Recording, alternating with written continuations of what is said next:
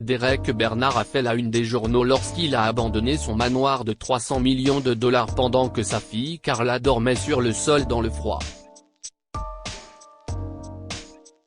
Tout le monde s'est moqué de l'homme riche pour avoir abandonné sa fille et s'est senti désolé pour Carla, mais l'un d'entre eux savait des choses sur Carla que personne d'autre ne savait, et elle allait bientôt découvrir qui était cette personne.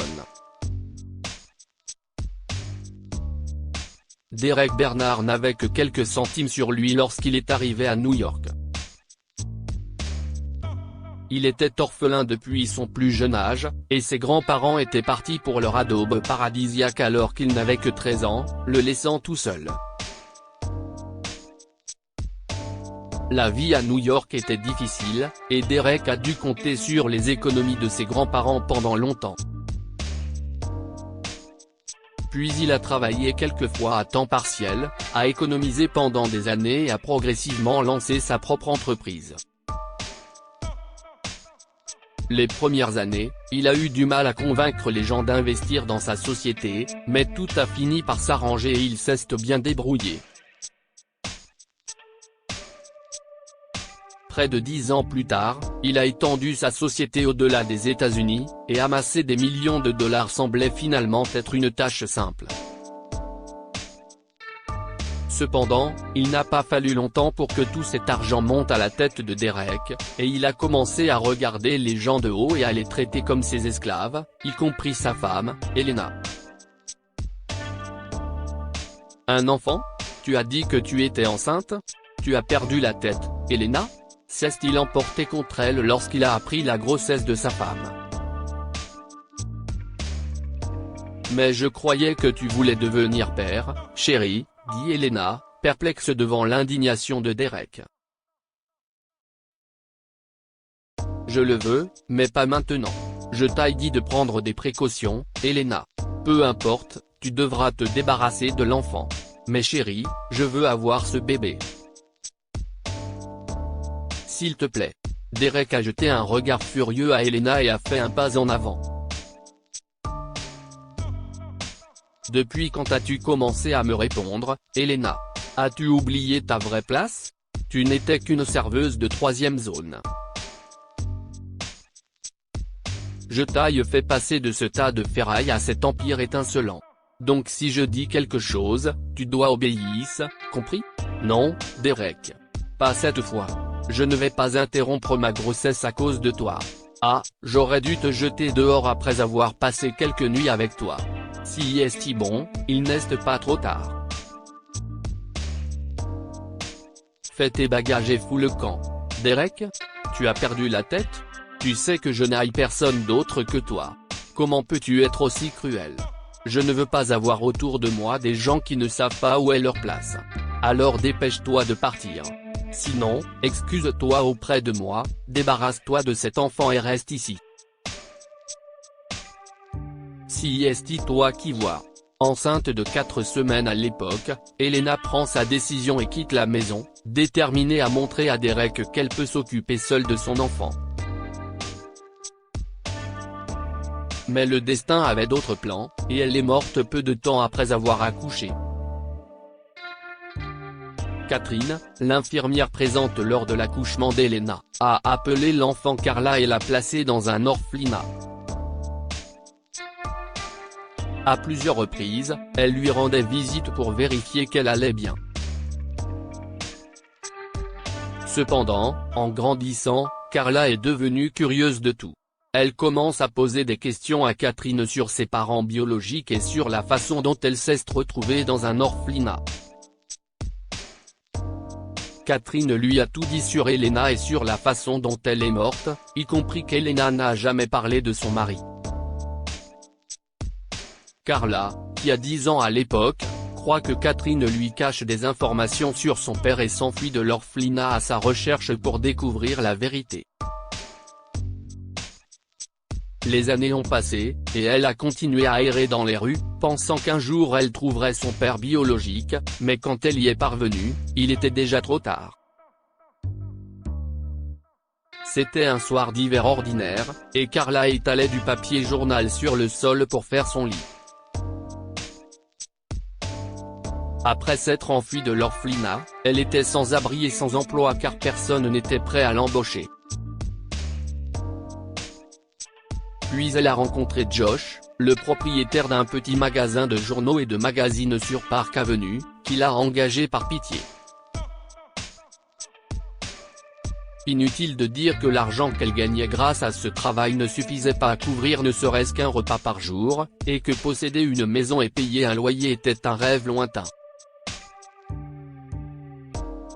Carla a donc fini par vivre dans la rue. Un jour, son regard est attiré par une photo imprimée sur la première page du journal alors qu'elle le tient dans sa main pour l'étaler.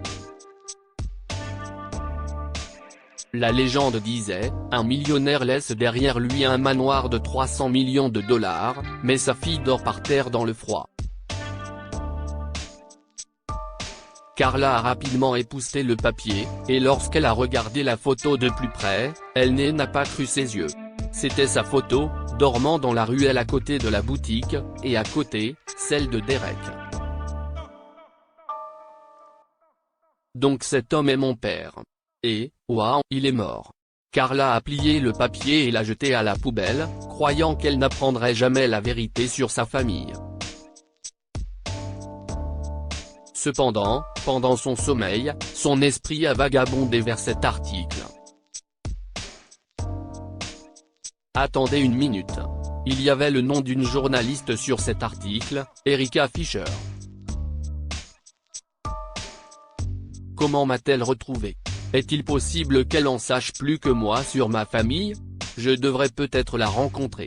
Le lendemain, Carla s'est rendue à son bureau pour la rencontrer, mais lorsque les gardes ont vu une adolescente mal habillée tenter d'entrer dans une agence de presse réputée, ils l'ont arrêtée à la porte.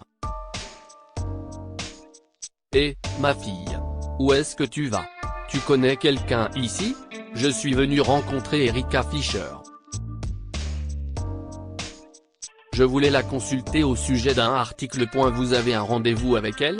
Non, mais je dois la rencontrer d'urgence. S'il vous plaît, laissez-moi entrer.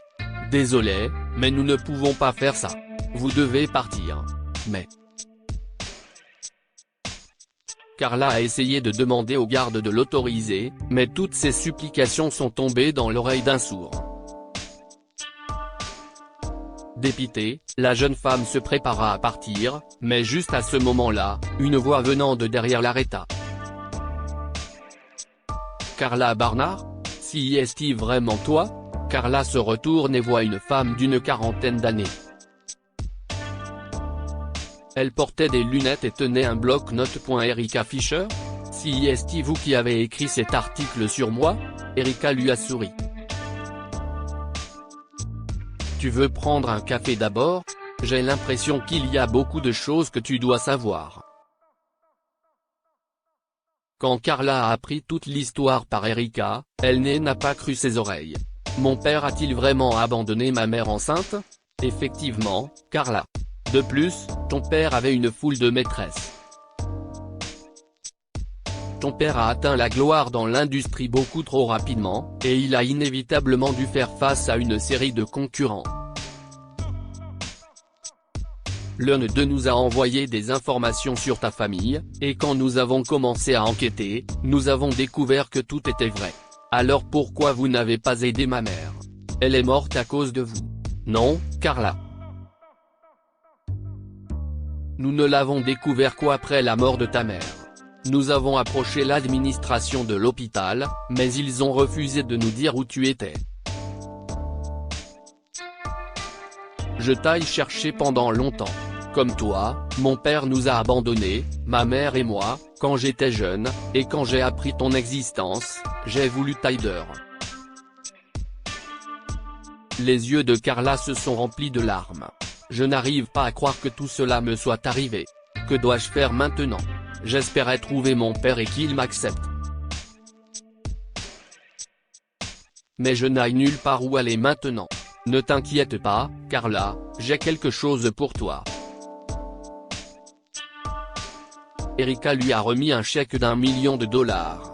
J'ai immédiatement lancé une page GoFundMe pour toi après avoir publié cet article. Heureusement, des milliers de bénévoles se sont manifestés pour t'aider. Nous avons réussi à réunir cette somme en seulement 3 jours. J'espère que cela t'aidera. Les yeux de Carla se sont agrandis. 1 million de dollars. Mais qu'est-ce ce que je vais faire avec tout cet argent? Je veux dire, j'ai besoin d'aider, mais si est-il trop pour moi? Que dirais-tu de terminer tes études et d'aider la femme qui s'est occupée de toi? Elle était, après tout, rien de moins qu'une mère pour toi. Je crois que son nom est Catherine Davis, n'est-ce pas? Erika a souri à Carla qui s'est levée pour partir. Que pouvons-nous apprendre de cette histoire? Apprenez à être gentil et à aider les autres. Lorsqu'Erika a découvert Carla, elle a décidé d'aider cette femme sans abri. L'aide peut parfois venir de sources inattendues. Carla s'était convaincue qu'elle n'apprendrait jamais la vérité sur sa famille. Mais elle a rencontré Erika, qui lui a dit la vérité sur sa famille et l'a aidé financièrement. Si vous avez aimé cette histoire, vous aimerez sans doute celle d'un couple qui rend l'enfant adopté qu'il attendait depuis longtemps. Cette histoire est inspirée par l'histoire d'un de nos lecteurs et écrite par un rédacteur professionnel. Toute ressemblance avec de véritables noms ou lieux est une pure coïncidence. Toutes les images sont utilisées uniquement à des fins d'illustration. Partagez votre histoire avec nous. Elle changera peut-être la vie de quelqu'un. Si vous souhaitez partager votre histoire, envoyez-nous un mail à info@amomama. Comme point, abonnez-vous à Amomama sur Google News.